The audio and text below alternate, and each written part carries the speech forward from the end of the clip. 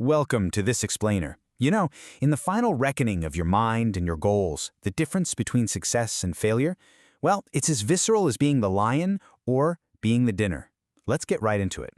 Okay, so let's dive into this epic, allegorical action movie where your own mind is the ultimate battleground.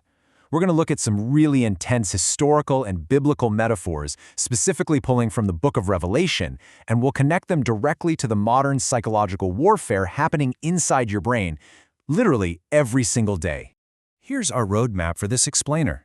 We're moving from a state of total mental tribulation all the way to ultimate peace. We'll hit the X-rated reality, Armageddon in your focus, becoming the Vulture dinner, the wheat and the weeds, the 1,000-year lockdown, and finally, a petting zoo paradise. Starting off with Section 1, the X-rated reality, and the ultimate judgment. This really forces us to ask a profound question. What if these terrifying biblical plagues aren't just, prophecies of some physical end of days, but are actually perfect metaphors for our modern anxiety, distraction, and overthinking? I mean, think about it. When your mind is racing at 3 a.m. with this intense fear of scarcity, feeling like there's never enough money, enough food, enough security, your body goes into a literal fight, flight, or freeze survival mode. That is your own personal great tribulation happening right now. And this comparison brilliantly illustrates how those ancient plagues totally mirror our modern torment. On one hand, you've got these ancient visions of locusts torturing humanity for 5 months and rivers turning to blood. But on the other hand, look at our modern equivalents: chronic anxiety, the literal poisoning of our attention spans, and fear. Which, by the way, stands for false evidence appearing real.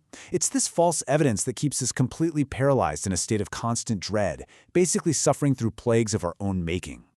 Moving on to Section 2, the battle for your attention, or Armageddon in your focus. We can actually map the infamous 4 horsemen riding through your mind today. The white horse of conquest? That's the endless social media scrolling taking over your time. The red horse of chaos and war represents your racing thoughts and daily anxiety. The black horse of famine is all about dopamine depletion, literally starving your brain of real purpose. And finally, the pale horse of death is just laziness, giving up completely. So the absolutely crucial point here is that your dopamine system is completely out of balance. Dopamine is that feel-good neurotransmitter your brain is constantly craving.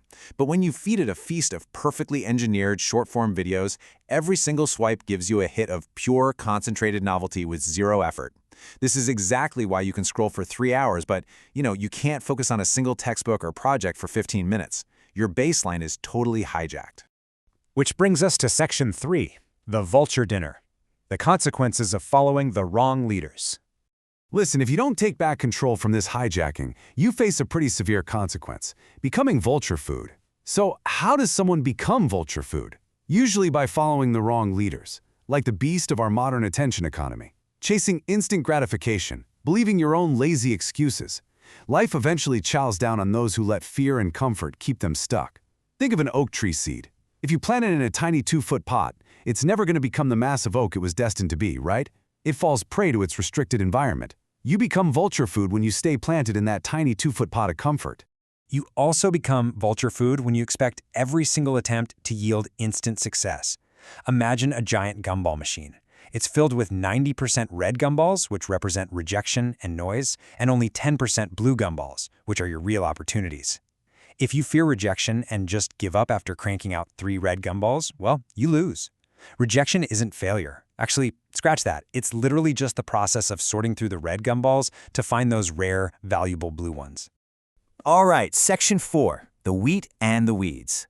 Good and evil growing together. Now you aren't doomed yet. There's real hope found in the ancient concept of the wheat and the weeds. In the parable, pulling the weeds too early risks destroying the wheat, so you have to let them grow together. It's the same with your brain. Right now, your productive goals and your toxic scrolling habits are kind of coexisting in your daily routine. Your brain is a messy garden, but you can't just passively let it stay that way forever. Eventually, you have to forcefully harvest the weed and burn the weeds to separate the good from the toxic. And to execute that harvest, we hit Section 5, the 1,000-year lockdown, solitary confinement for your distraction. To conquer your inner demons, you have to sentence those bad habits to a total lockdown. But fortunately, your personal solitary confinement doesn't take 1,000 years. It starts with just 15 minutes. Yep, 15 minutes of absolute boredom a day. No phone, no music, no stimulation, just you and your thoughts. When you first do this, your brain is going to scream for a dopamine hit. But that means it's working. You have to endure that withdrawal to lower your dopamine baseline and actually start appreciating simpler, real-world rewards again. To truly lock down that anxiety, you can use some exact physical overrides.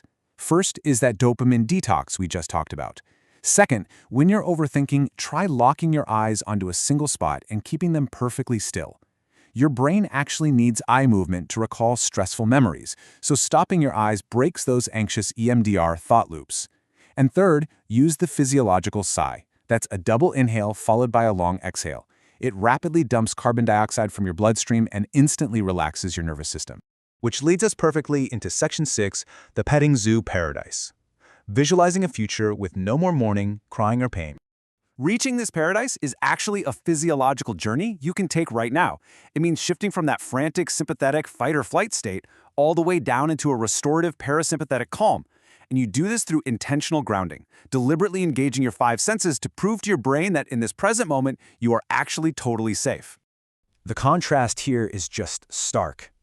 In the great tribulation of your mind, you're suffering from insomnia and this intense fear of scarcity. But over in this state of parasympathetic calm, you're grounded in abundance. It's the psychological equivalent of the biblical imagery where the wolf and the lamb just sit peacefully together. It's total inner harmony. No more mental mourning, crying, or pain. What's really fascinating here is how you make that final leap. It turns out that your body's physical response to fear, racing heart, sweating, agitation, is identically mapped to its physical response to excitement. Literally, the exact same state. The only difference is the label your brain gives it. So if you use a 5-second countdown to interrupt your panic and then insert a positive anchor thought, you can instantly reframe a sweaty, racing heart from pure fear into unshakable excitement. It's a real game changer. To secure this peace, you absolutely must stop your brain from attacking you at 3 a.m. Look, if you don't process your worries during the day, your brain will force a software update on you the second your head hits the pillow. So schedule time during the day to do a brain dump and ground yourself in gratitude at night. Look past the great tribulation of your current struggles and commit to a lifelong path of endless daytime and peace. We've covered a lot today. The brutal war for your attention, the dopamine traps, the fear of rejection, and the physical tools to ground your nervous system. So I'll leave you with this final provocative thought. When the ultimate battle for your focus comes to a head today, will you step up as the action hero of your own epic story? Or will you let your excuses turn you into the vulture dinner? The choice is entirely yours.